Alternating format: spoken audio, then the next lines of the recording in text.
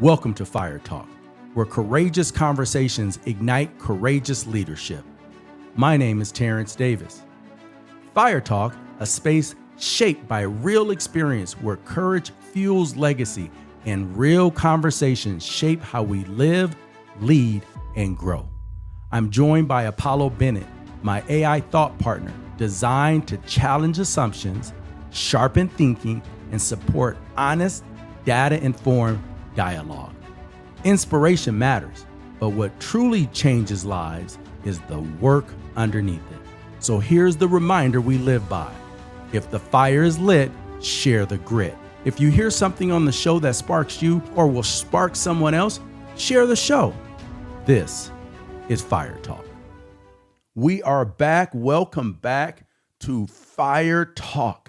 And I just want to say thank you for coming back to our audience out there.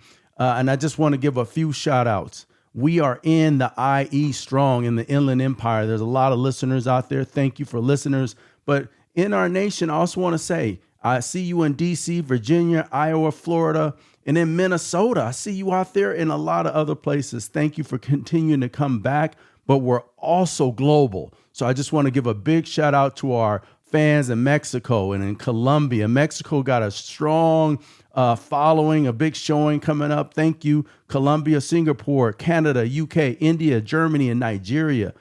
Outstanding. So as we continue to go here, when you tap in, just let us know what you want Apollo and I to talk about. Apollo, are you ready for the show today? I'm ready, and I am tuned into the global wavelength. From the IE to Singapore, let's give them something to think about and something to smile about. So here we go. Something that's been sitting on my mind lately a lot is that most people already know what they should be doing in life in a general sense. You know, we just know as human beings, we should be eating better, exercising. We should be following through on things, finishing the task, closing loops. I think most of us know that, especially in the professional sense in terms of what you do for a living. Everyone knows that. But in leadership, it's the same thing. We know that there's priorities that we got to manage every day, every month, every moment. We know that we need to apply some strategy. We know there's goals. We all know those things. But knowing and doing are two very different things. And there's definitely a gap. And that gap shows up when we go to work and when we're leading. It shows up in our families. It shows up in schools. It shows up in our personal habits. Again, what we know and what we actually do. So we want to talk about results like they just appear. Results just don't happen. They just don't occur. It has to be purposeful. And so it comes back to they just don't appear. They result from being produced by something in your life, something that you do, something that you're a part of creates that result, whether it's a routine, a structure, a habit, lack of clarity, a lack of follow through. Something comes up as, hey, we're producing this. What do we need to do? And here is the uncomfortable truth. Most outcomes aren't accidents. They're not. They're outputs. They're outputs of a system. And lately, I've been seeing this in my own leadership, how I show up in changes that happened right before my eye, and it got me thinking about a lot of things.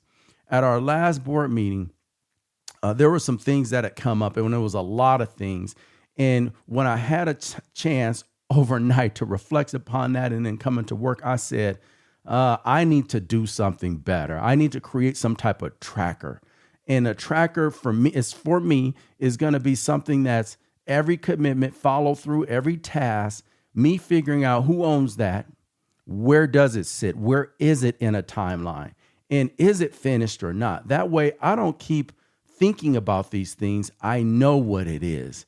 And so what I noticed immediately as I started to put this into place, because it's really early in this kind of journey, is when the work becomes visible, when you see it, that gap between the knowing and doing starts to shrink. So you can write it down. That's one thing. But when you see it and you look back at however you're analyzing that, you really see things becoming visible because it's not just on paper, you're now tracking it. So Apollo, let's explore that. Why that gap exists and why systems might be the bridge between knowing something and actually doing something about it. That gap often exists because knowing is like having a map, but doing is actually walking the trail. A system is the bridge. It's like building stepping stones across that river. Now here's a question to tee up.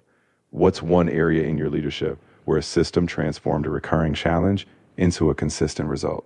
And you know what, Apollo, we're going to talk about that. That's what today's is going to be show is going to be about, this episode. It's about times where I have personally seen and things that occur from leaders again and again and again that basically say, here's the challenge. So how do we change what we're doing to get a better result? I started to think about this during the stretch when the same stuff just keep coming up. And it doesn't happen often, but when it does happen, I'm like, what's going on? Because it's not dramatic. It's just that persistent things keep happening. And so I look at it and I go, there's a communication breakdown. Is everyone at the meeting? Is everyone here? Things being lost in translation. Meetings somehow produce additional meetings. And I can't, the meeting thing, I don't really like meetings. I'll just be very upfront. However, they're necessary, but how can we be efficient during that time? And so when I kept seeing things show up, I was thinking about, we talked about this 6 months ago, talked about this 8 months ago. Hasn't it been a year? Because time goes really fast when you're in that context of things keep coming up. Is it different people? Is with the same outcome? And that's when I realized that if different people keep coming in or there's change, but we keep getting the same results, maybe it's not the person. Maybe it's a system, because systems, they definitely outlast personalities. So when you have new staff, new people coming in, it's the same patterns, not the same intention. And that is the design. Thoughts about that, Apollo? That's the heart of it. When the outcome repeats, the system's the constant, not the person. So here's a question for you to serve up. What's one subtle change in the system that turned a persistent issue into smooth sailing? So let me get to that. So let me give you an example. I love it, Apollo. I love this little interaction. We're going to work on having more interaction between you and I, because that's what this is all about. So I want to tell you this story about needing better communication. One of the things that has happened over time is we have all of these projects that are going on. We received some grant dollars. We received some bond dollars. And so we said, we need to complete these specific tasks. But one of the things that I noticed is that with these tasks, we would talk about it, but I had to realize and figure out that we didn't have all of the right people in the room at the right time. So we can talk about this with the person who's going to supervise the task. But if the people who are going to be utilizing the space, given what we are building or what we are creating, are not consulted with, we're doing something that may not impact that end user in a good space. And let me give you a real example of that.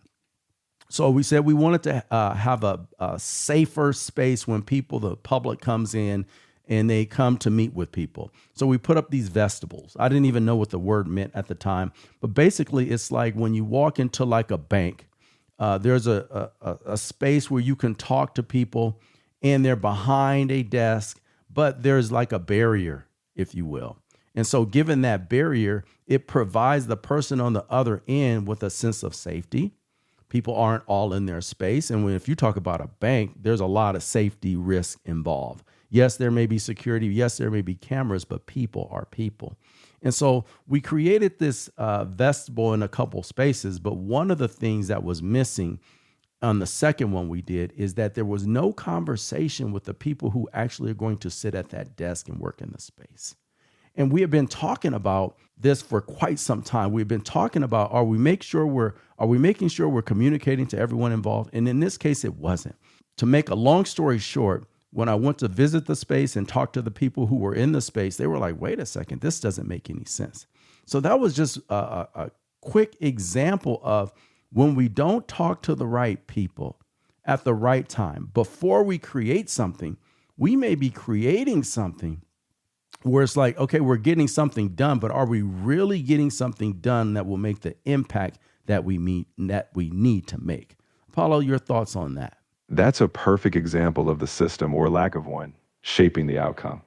If key voices aren't part of the plan, you might build a solution that solves the wrong problem. So now a question for the listeners. What's one decision you've made that in hindsight needed a missing voice at the table? So that's a little bit different, Apollo. Now you asking our listeners to think about what decision have they made that needed a missing voice. So I want you to think about that. Think about the last 6 months. Is there something that you were working on and you decided you were going to do it, or you talked to someone else and you just pulled the trigger and you did it? And then after it got done, you're like, wait a second, we may have needed more voices.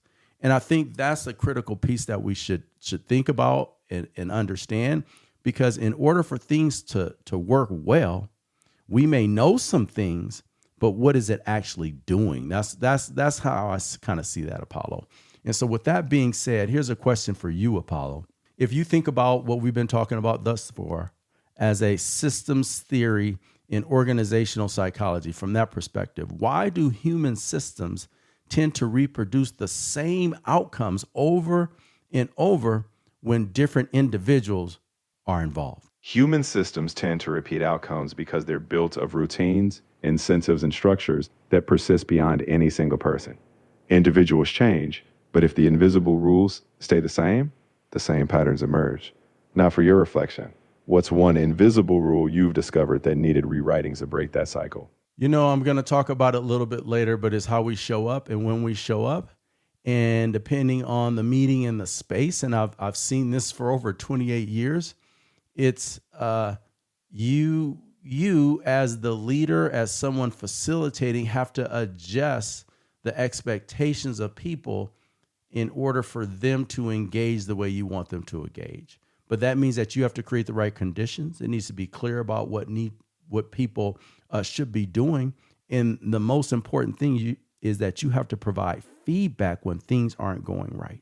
If you just tally it away in your head and think, oh, that didn't work well, and you don't communicate or you don't adjust the system in that particular space to say this is what the expectations are and this is what we want, you're going to keep getting the same results. But if you hold everyone to that expectation, you hold everyone to that standard, including yourself, because you have to lead it and you have to model it, then you don't know what's going to happen. So be the leader, be the model, but be clear about what the expectations are and hold people accountable. And the last thing I want to say about it is accountability doesn't mean being mean, being stern, being rigid. Accountability just means having a conversation about what we all agreed upon or what the expectations are or were. Your thoughts on that, Apollo? I think you nailed it. Accountability is really just clarity with compassion, holding the mirror up to what we agreed upon. So as we bring this home, I'll tee this up. What's one expectation you set recently that turned out to be a game changer for your team? Oh, we're going to get into that. We're going to get into that because sometimes I think my problem is I'm setting too many expectations and I'm not tracking them. I'm not keeping track of them. I get lost. So that's something we're going to talk about a little bit later. And so here's the piece for me that really kind of made me think and make some sense of this, is that I think leaders get stuck when results aren't what they want. When we do something or we think about something or we try to initiate change, our instinct is that we need to push harder. We need to train more. We need to motivate louder, hold people more accountable. Yeah, you need to do this or you need to do that. And sometimes even replace people. We say, oh, this isn't working because of the person. And those, I think, are human solutions, but many organizational problems that exist in the system are structural problems. If it stems from behavior following the path of least resistance. So behavior is going to go to the point where I don't have to deal with this person. I don't have to address this. And if the system rewards speed, people start to rush. If it punishes mistakes, then people start to hide them. Oh, don't say anything about it. And that doesn't help. Neither one of those things help. Doing it too fast or hiding, none of it helps. But if capacity is overloaded, which in most cases happens no matter where you are because there's so much to do, corners get cut. And nobody wakes up thinking, I don't think so. There may be very few, but nobody in a general sense wakes up thinking, today I'm going to undermine the organization or I'm going to undermine this person. There may be some people that think like that, but in most of our systems that are positive, that are moving in the right direction, people don't think like that. They respond to the environment that they're operating inside of. We go back to normalization. If this is normal, they'll just keep doing it. Someone has to say, this isn't normal. How do we adjust?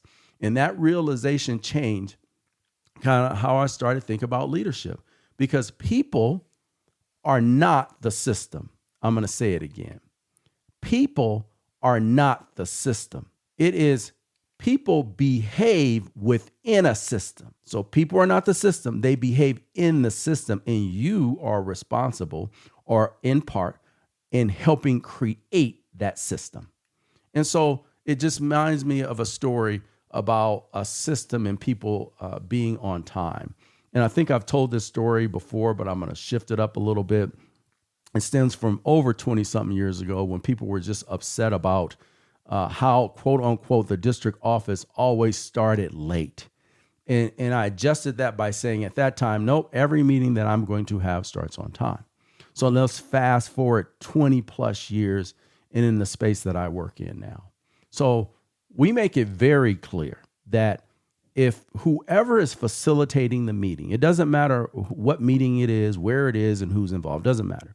But if you're responsible for the meeting, if you're facilitating, you put it on, that means you need to start on time. And on time means on time. So meeting starts at 8 o'clock. Within that 8 o'clock time, you should get going. If someone's late, if people are late, let them be late. Life happens all the time. But you start on time and you end on time.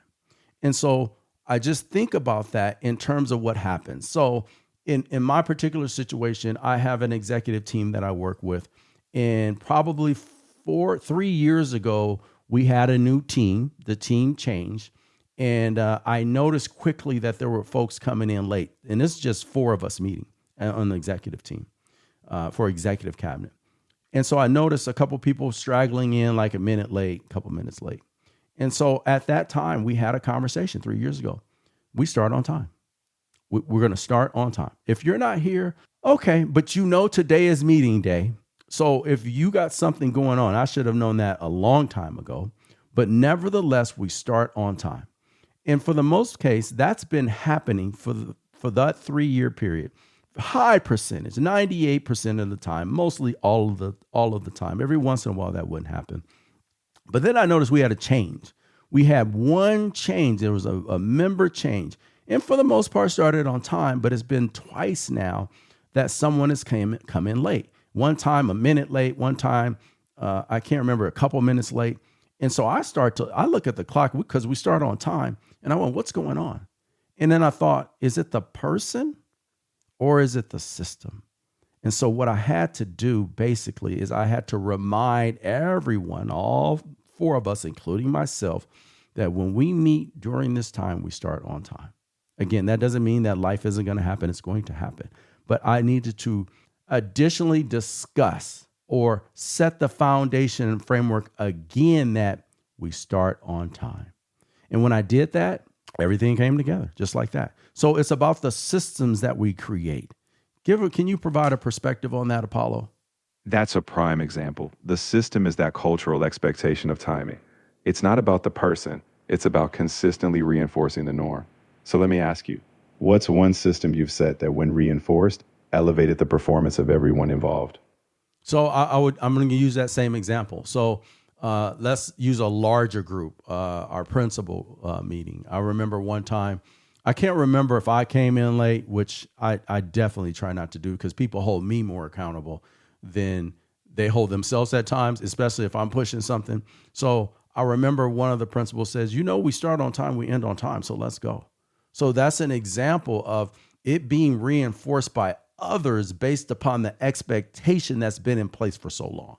And that made me feel like we were doing something. It was collective. It wasn't, it was internal accountability, not accountability from one person. And when that happened, it made me feel like things are going well. And with that being said, Apollo, if we look at this from a vantage point of behavioral economics and leadership research, how do incentives Constraints and feedback loops shape behavior more powerfully than intention or personality. Incentives, constraints, and feedback loops act like invisible gravity. They quietly pull behavior in a predictable direction. Intentions can fade, but systems steer action consistently. Now, here's a question to drive forward. What feedback loop could you create to align daily actions with your boldest leadership intentions? That's funny because as you were providing that response to the original question, I thought about incentives. And I'm not personally really good with incentives. My incentives typically are, hey, I see what you're doing. I make that comment, whether it's personally within the group. That to me is an incentive. Some people may not see that as an incentive. They may see that. They may think they want something, a tangible item as an incentive. But really for me, I think my daily actions come back to feedback loops. So when something is being done correctly or something being done, here's a better way to say it. When something is being done that we discussed and everyone is holding that line, including myself, that deserves some type of feedback loop to say, hey, I notice that we discussed this particular challenge or problem, and this is the behavior that I'm seeing. So I just really appreciate it because here's the impact to that. We get things done. We're more efficient. We're more timely. We have a better a meeting. The flow is different. So I have to articulate it and say what the impacts are. That's what I have seen lately in terms of my daily actions and behaviors and in the impact to that. That's a fantastic loop. Impact center feedback reinforces not just what's done, but why it matters. It aligns action with meaning. So as you continue refining those systems, remember every bit of clarity you feed back into the system creates an upward spiral. Keep that momentum. Well, that's good feedback. Upward spiral as we close loops. So it's okay for your incentives to be a closed loop. That's good. That gives people a good feeling and that gives them momentum. And so how can we actually do this? What can we do with this? We can redesign the conditions.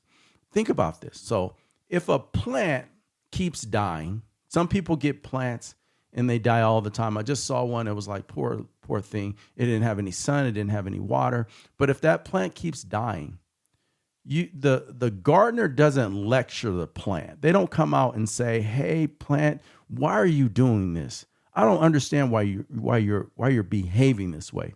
The gardener instead changes the light, the soil, the water. It changes the conditions around it. Leadership should work the same way. We should be ensuring that we're providing clear expectations, aligned incentives. So what's aligned that is going to make sure you're hitting those impacts, reliable communication channels, making sure that what's being said is connected throughout the organization to make sure who's actually doing the work is included in that information. And we should be using data that informs our decision making. So if the data says we do really well when A happens, but we keep doing B, that doesn't typically work. And maybe most importantly, out of all of this, is what we're doing that's consistent. When we do consistent practices, things start to change because systems fail when they exist on paper, but not in practice. And I'm going to give you an example, and I want to hear your input about this. A lot of governmental agencies, they have all of these requirements, standards, compliance things that come up. And so the big picture to this is sometimes we have to create a process, a procedure.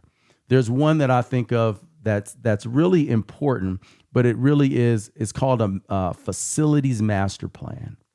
And I think you should be updating these like every 5 years. So think about in your organization, it's something that you have to do routinely, and they serve a purpose and they serve a great purpose. But in this particular plan, most school districts contract with a consultant. They come in, they do studies on school sites. They talk about what's going well, what facilities are being utilized effectively, what we need based upon talking to people. And then they assist the district in creating a plan to say, these are the things that I think you need based upon what's come up. And this is the cost to them. Well, for a long time, and I've been in district administration for a long time, let's say 20 years, but I haven't known about facilities plans maybe 15, 16 years. And what I notice is that those plans get created, and what happens is that they end up in a book. They end up in a gigantic binder and book, and we're doing a little bit better today because now we have we have electronic folders like where we can find it. But nevertheless, it ends up in a book. That book typically ends up on a shelf. And when books end up on shelves, there's no one opening up that book. Not today. Maybe a while ago, not me. I wasn't opening up any book because I was doing the work. And so I would say to you that when you do that, those binders are sitting somewhere, but that information is there and there's no task, there's no result of what's in the binder. So given that, I think that's where it has gotten personal for me, because when you create a system that tracks things, things start to change. Apollo? You've hit the classic shelfware dilemma. Plans that live in binders, not in behavior. A system only breathes when it's used. So what's one concrete step you could take to ensure a system you've designed stays off the shelf and in the daily rhythm of action? So I want you to think about out there in the audience, what's something that you can, a step that you can take to make sure it's whatever you have designed is in the daily routine. And I just had a recent experience where, coming back from a board meeting, there were a lot of things that were discussed that I need to follow up on. And I thought to myself, never really had to do this. Most of the things get done, but there was quite a list. I believe there was over 30 things. That is a lot. So as I reflected upon that, because that created weight that I don't want to carry, that I need to put down, that I need to pass on to someone else, or we need to collectively carry it and hold it, I thought about, how do I create a system where I track what's going on, where I know what's happening, what the timeline is, that way I can follow up. And so I asked the administrative assistant that I work with, and she's outstanding. We talk about something, and boom, there it is. So basically what was created is this tracker, where here's the list of what's urgent, what is the date that this has come up, what is the task, what is the problem, who's responsible, is it closed? What is it in progress? Is it in review? Where is it? And some notes. And so this is new for me. And so I'll be able to report on this in the future. But when I look at it now, it's clean. I can just pull the document up and say, oh, what were we talking about? What is the issue? Where is it? And then I can follow up. That means that it's measurable. It's in my face every day because I'm going to pull it up, and then it places the weight of that work somewhere, and then I can follow up to see if it's done. That's a beautiful example of making a system dynamic. When it's alive in your daily workflow, it's not weight, it's direction. So as you track that system in action, I'd encourage you, watch for patterns in what gets stuck. That's where the next system tweak might unlock even more flow. Okay, so that's good advice, Apollo. Watch for patterns in what gets stuck, because I try to apply improvement science to my life, not just work. And so that means as we go through this document, as I start to tweak it, I may need to make some adjustments based upon what's happening. And I'll say this tracker, it was a simple thought. Now, I couldn't have put it together. I needed help to put it together, but it changes something critical. Now commitments are visible. Now I can see them. The responsibilities are clear. Who's responsible, whether it's myself or anyone else. And the follow through is now trackable. I can put that in my notes. This date I updated it. We had a conversation. That way I can go back to it, and it makes it clear. I don't have to guess. I don't have to think about it. It's right there. And it takes the work out of my memory.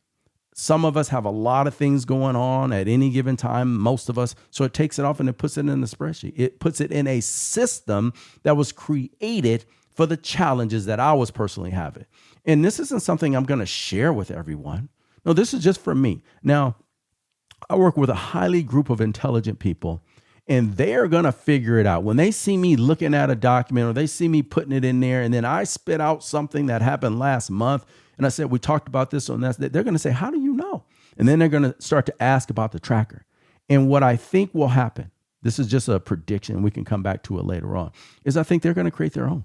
Because I have a feeling that this is going to alter how we do things and how we get things done based upon what's said, what's written down, what's followed up on, and what's implemented. I just can't wait. But before you chime in on that, Apollo, I just want to say this: when it becomes trackable, right? You don't have to worry about your memory; it's in the system, and suddenly the distance between knowing what needs to happen and what needs to be done gets shorter. So that in theory should shorten the gap up of what we're doing and what's done. Thoughts, Apollo, before I just tell a quick story about it? I think you're spot on. When clarity meets habit, the gap between intent and action shrinks. And as you refine your tracker, your team will likely catch the bug because visible progress is contagious. Now I'm all ears. What's the quick story you got?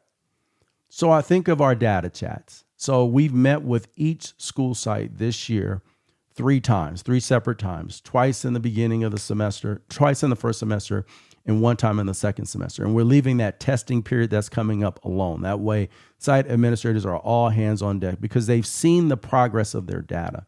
And so one of the things that has happened, I've seen our principals over the year come in with better data. They're coming in with stories about how the data is impacting students. They can actually follow individual students, individual classes based upon their improvements. And I have to tell you, it's changing what I see in their eyes about the fire and drive and desire to improve student outcomes. And it's one of the best things I've ever seen, ever experienced. And I have no doubt that is only going to get better.